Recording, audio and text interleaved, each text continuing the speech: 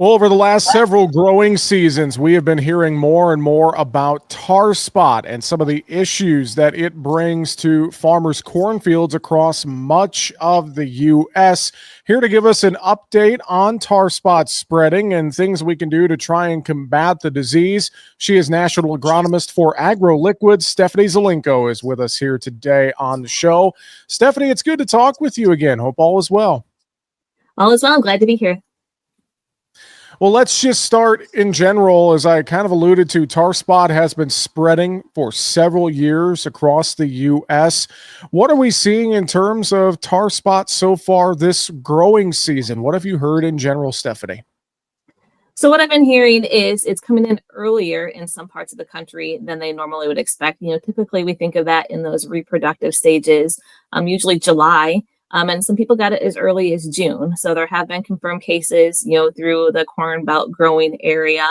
And it just means it's going to continue to spread and increase in that coverage as that season goes on. So in terms of mitigating its impact and trying to fight against tar spot, I know you guys have been doing a lot of work at AgroLiquid on this topic. What are some ways in general that producers can try to combat tar spot in their fields?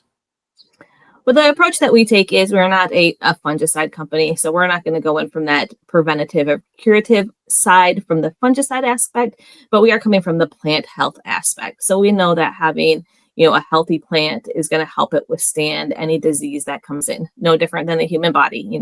If we're healthy, then we can fight off those infections much easier. So we look at that from that plant health standpoint. Primarily, we're looking at it from potassium.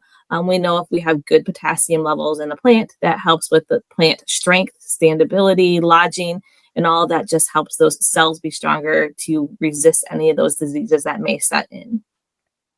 Well, I think about having that good crop health, that good crop nutrition is so important. Things like nitrogen, potassium, and so much more. There's a lot of aspects that go into having a healthy corn plant throughout the growing season, right, Stephanie?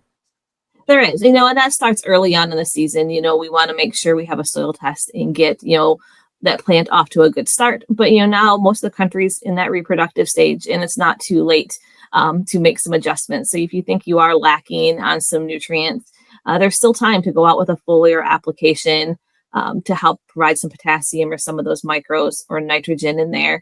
That will just help strengthen that plant to make it resist some of those diseases a little bit easier. I know a lot of producers right now are very conscious of the bottom line. They're looking at all of their costs when it comes to managing this crop that's in the ground and more. And talk about this from a cost effectiveness standpoint. What are some things that producers need to know? What can they look at if they're trying to attack tar spot from this angle instead of, say, a fungicide or added with a fungicide, for instance? Right. The economics is a big topic, in fertility or just crop production in general, is spending those nutrient dollars wisely. And so if we haven't done it upfront, now's the time to put some, potassium or other nutrients out there. And we have seen a good return, putting the disease story aside, we have seen a good return on those nutrients fully applied to give us some additional yield. And then if you can, time that in with that fungicide application, our products are compatible with most fungicides. Always recommend a jar test first, but you can save that application trip and just do one and get your fungicide out there and also get that fertility out there. So you're saving dollars that way. And then you're also going to just make sure that that plant has those nutrients that it needs to strengthen itself. I should have started with this earlier, but in general, when it comes to tar spot, are we finding any more concrete evidence on where it shows up the most in terms of weather? Is it dry? Is it wet areas, et cetera, et cetera? What are some of the signs that we're starting to track in terms of tar spot being more prevalent in one area over another, I guess I would say? Yeah, that's a good question. Tar spot does like those more moderate temperatures. It needs 60 to 70 degrees for that expansion, that growth. It also likes humidity. So in a lot of parts of the country have had a lot of moisture. We're having those heavy fog days. And so those all are increasing that humidity this time of year. So we're having those moderate temperatures, a minimum of 60 to 70 degrees, getting that high humidity, 70% plus. And then when we have prolonged leaf wetness, so again, dew, heavy fog, all of those are things that are going to increase that likelihood of tar spot to come. And that kind of seems to be some of the season that we're having in many parts of the country this year. In terms of management, you talk about foliar applications and more, and obviously there's things that I know growers can do at the start of planting, which we've obviously moved past now.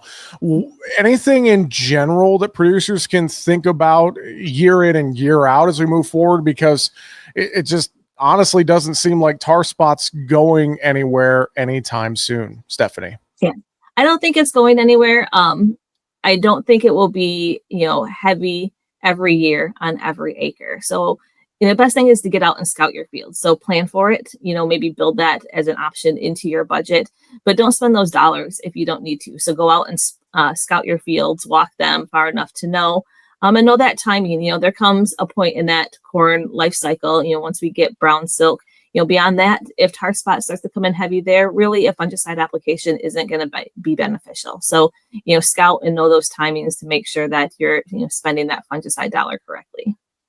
Stephanie, any other final thoughts you would share in terms of tar spot and the work you guys are doing at AgroLiquid? I think the biggest thing is work with somebody that can help you understand that tar spot is still relatively new. So there's a lot of good agronomists out there that can help, you with that timing, what to look for. It looks like a couple of other diseases. So just work with somebody that can help, educate you so what to be looking for when you walk your fields. Well, I know if they want to work with you and the AgroLiquid team, you guys have a lot of great information, contact info, and more online, right? We do. We have all the information for even our local dealers and then research information on our website, which is agroliquid.com. Stephanie, real quick, I should ask you in general for crop conditions and more. I know you cover the entire country. How have things been going? What have you been hearing from producers? I'd say by and large, we've had pretty ideal growing conditions in many areas so far this season. I do. I think things have evened out a little bit. Parts of the country had a really slow start with excess rain, but I think people have gotten most of the crop in. They didn't have any open acres left and things are progressing good. We've had, pretty consistent rainfalls. I haven't heard of anything that's been too catastrophic on the cropland side. And so I think we're off to a good season. Well, again, folks can learn more at agroliquid.com. National agronomist for AgroLiquid, Stephanie Zelenko. Thanks for joining us on the show today. Always a pleasure. Thank you. Have a good day.